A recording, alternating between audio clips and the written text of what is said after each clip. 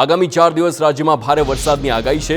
મધ્ય ગુજરાતમાં cyclonic circulation system સક્રિય, જેને લઈ વડોદરા, છોટાઉદેપુર, નર્મદા, ભરૂચમાં ભારે વરસાદની શક્યતા। ઉત્તર ગુજરાતના બનાસકાંઠા, પાટણ અને સાબરકાંઠામાં પણ ભારે વરસાદનું હવામાન વિભાગનું અનુમાન।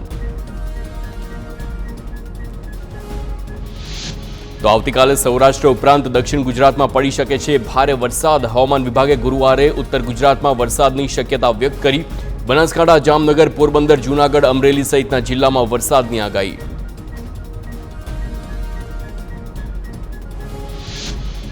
28 થી 30 જૂન રાજ્યના જુદા જુદા ભાગોમાં વરસાદની શક્યતા। 3 દિવસ દક્ષિણ ગુજરાતના મોટા ભાગના જિલ્લામાં વરસાદની શક્યતા છે।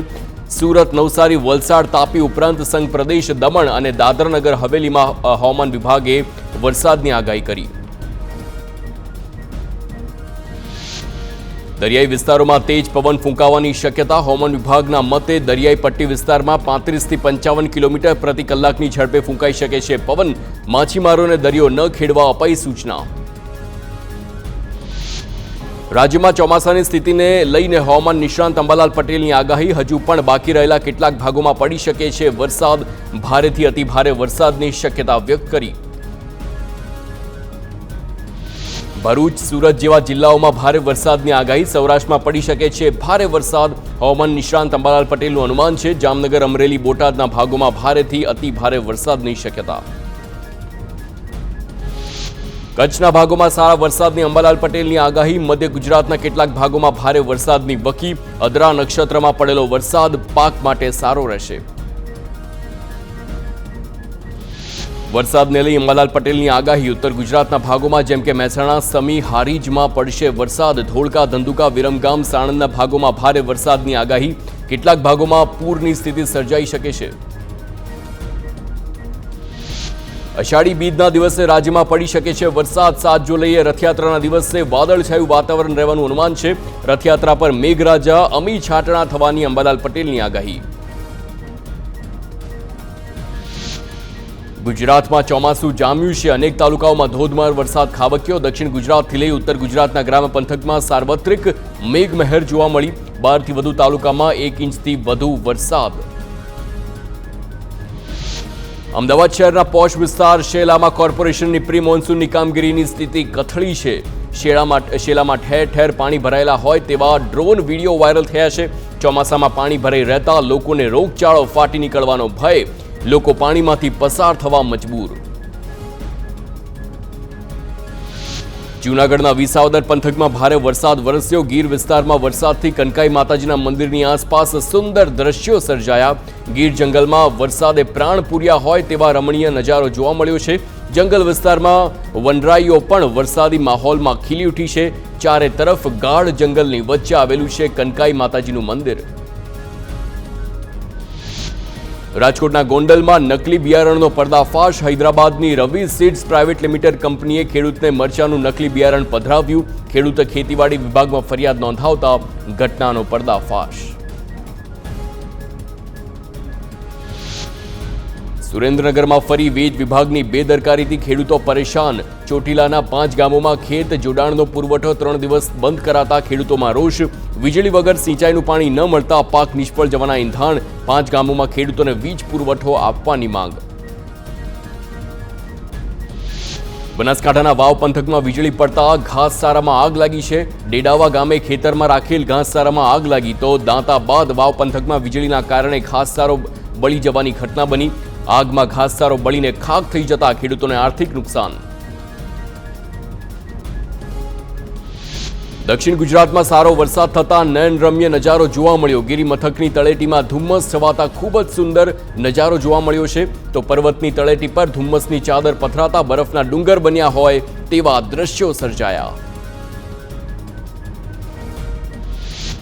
છોટાઉદેપુર પાવી જેતપુરના કદવાલ ગામે નાળું ધોવાયું છે। વણકર ફળિયામાં નાળું ધોવાઈ જતા સ્થાનિક લોકોને હાલાકી। 1 વર્ષ અગાઉ ગ્રામ પંચાયતે બનાવ્યું હતું પાઇપ નાળું।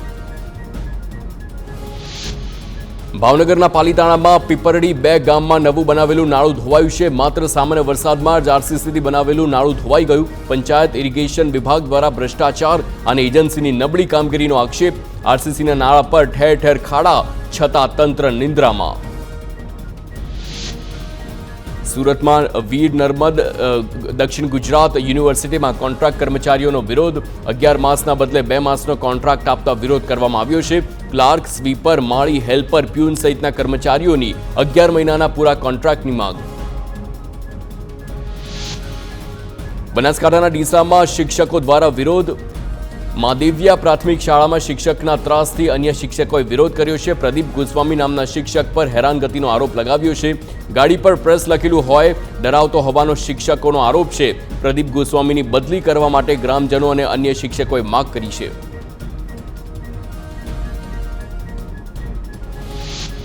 ભાવનગરમાં ગારિયાધાર તાલુકાની વોર્ડ નંબર 3ની આંગણવાડીના વાલીઓએ ફોટા અને વિડીયો કર્યા છે વાયરલ. ચોમાસાના પ્રથમ વરસાદમાં જ આંગણવાડી કાદવ કીચડથી ખદબદી છે. નાના ભૂલકાઓને હાલાકી. રજૂઆત કરવા છતાં નગરપાલિકા તરફથી કોઈ કામગીરી નહીં. જ્યારે આંગણવાડીમાં ફાયર સેફટીના સાધનો પણ થઈ ચૂક્યા છે એક્સપાયર.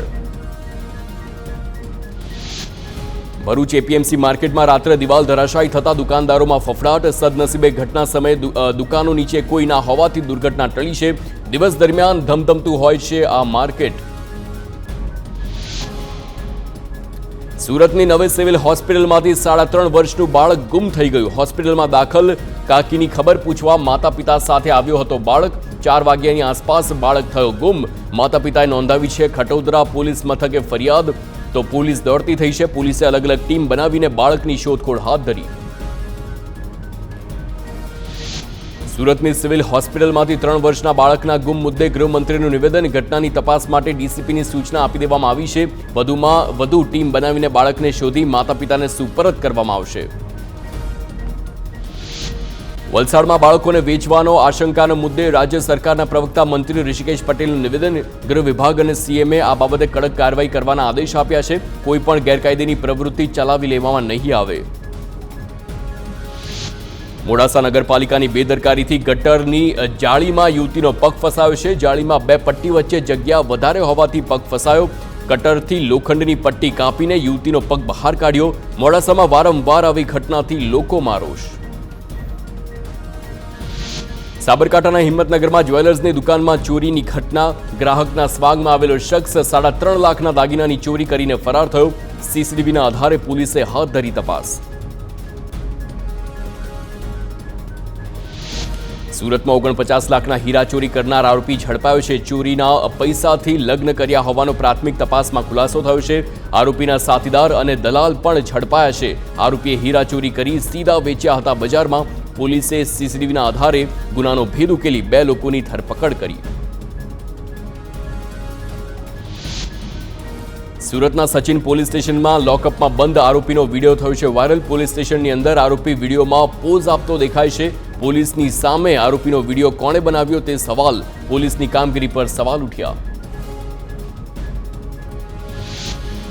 વલસાડમાં વાપીમાં ટ્રેન ઉથલાવવાનો પ્રયાસ નિષ્ફળ. ફરી એકવાર ટ્રેન ઉથલાવવાનો થયો હતો પ્રયાસ. રેલવે ટ્રેક પર ટીખલખોરોએ સિમેન્ટનો પોલ મૂકી દીધો હતો.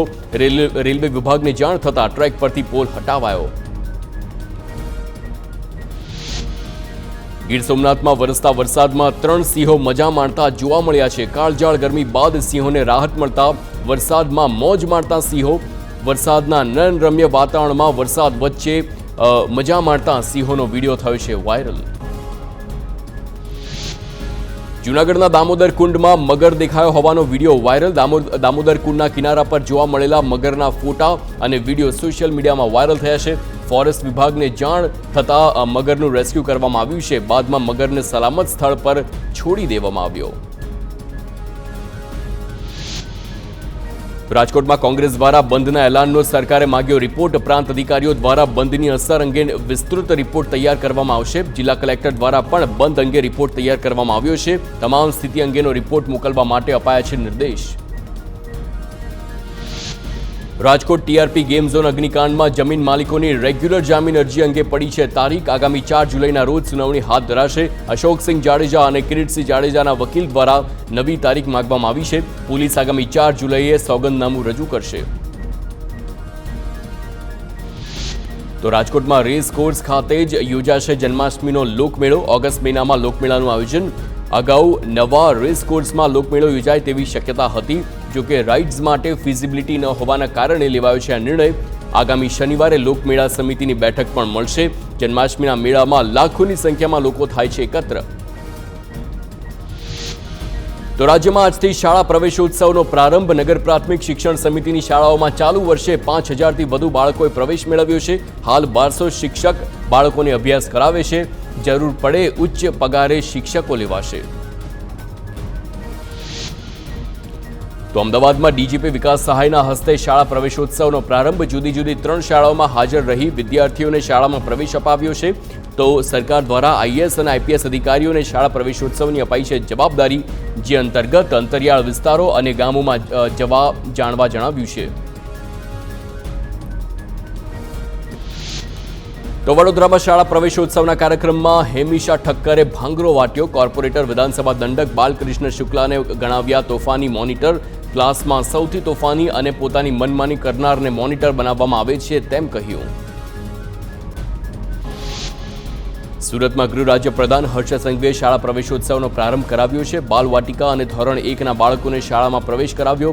કંકુ પગલા પાડવાની સાથે જ સ્કૂલ બેગ આપીને પ્રવેશ કરાવ્યો છે। બાળકોને છત્રીનું પણ વિતરણ કરવામાં આવ્યું। તો નર્મદામાં 21માં શાળા પ્રવેશોત્સવ અને કન્યા શિક્ષણ ઉત્સવનું આયોજન કરવામાં આવ્યું છે। કાર્યક્રમમાં મંત્રી ભાનુબેન બાબરિયા ઉપસ્થિત રહ્યા। જિલ્લાની આંગણવાડીઓ, બાલવાટિકા તેમજ પ્રાથમિક શાળાના વિદ્યાર્થીઓને પ્રવેશ અપાવ્યો। તો મહેસાણામાં ટેટ ભરતી મુદ્દે ઋષિકેશ પટેલનું નિવેદન। સરકાર માધ્યમિક અને હાયર માધ્યમિકમાં 7500 શિક્ષકોની ભરતી કરશે। આગામી સમયમાં ટેટ 1 અને 2માં ભરતી કરવાનું સરકારનું આયોજન। ગાંધીનગર અને અમદાવાદ વચ્ચે મેટ્રો રૂટ જુલાઈથી શરૂ થશે। રૂટના સેફટી ટ્રાયલની કામગીરી હાથ ધરાઈ છે। રેલવે સેફટીના કમિશનર આર.કે. મિશ્રાએ ગાંધીનગરમાં નિરીક્ષણ કર્યું છે। મોટેરાથી સેક્ટર 1 સુધી રૂટ શરૂ કરવામાં આવશે। ગાંધીનગર જીઆઈડીસીમાં શ્રી હેલ્થકેર નામની બોગસ કંપનીમાં દરોડા। દવાનું ઉત્પાદન કરીને વેચાણ કરતી કંપનીમાં બાતમીના આધારે રેડ કરવામાં આવી। મોટી માત્રામાં એઝિથ્રોમાઇસિન લખેલા ડ્રમ ટોર્ચ પાવડર અને ખાલી કેપ્સ્યુલ તેમજ એન્ટીબાયોટિક લેબલ મળી આવ્યા છે। 4 કરોડના મુદ્દામાલ સાથે ભાવિન પટેલ નામના શખ્સની ધરપકડ કરવામાં આવી। કોઈપણ ટેસ્ટિંગ વગર બારોબાર વેચાણ કરાતું હોવાનું સામે આવ્યું। તો બનાસકાંઠામાં જર્જરિત મકાન ધારકો સામે તંત્રની કાર્યવાહી। પાલનપુર પાલિકાએ જર્જરિત 6 મોટા બિલ્ડિંગ અને 18 જર્જરિત મકાનો ઉતારી લેવાના નોટિસ ફટકારી છે। મોટી દુર્ઘટના કે જાનહાનિ સર્જાય તે પહેલા જર્જરિત મકાનો ઉતારી લેવા જણાવ્યું। દર વર્ષે પાલિકા દ્વારા જર્જરિત મકાનોને ઉતારી લેવા નોટિસ અપાતી હોવા છતાં રહે છે યથાવત। તો વડોદરા શહેરમાં ડ્રગ્સના દૂષણના વિરોધમાં rally. International drugs abuse and trafficking day નિમિત્તે એસઓજી દ્વારા રેલી યોજાઈ છે। કમાટીબાગથી ચંચી મહેતા ઓડિટોરિયલ હોલ સુધી રેલીને પોલીસ કમિશનર નરસિંહા કોમર દ્વારા પ્રસ્થાન કરાવવામાં આવ્યું। સુરત વરાછાના ધારાસભ્ય કુમાર કાનાણીએ સીએમને પત્ર લખ્યો છે। યુનિવર્સિટીમાં પ્રવેશ પ્રક્રિયામાં મોટા પાયે ગેરરીતિ સામે લખ્યો છે પત્ર।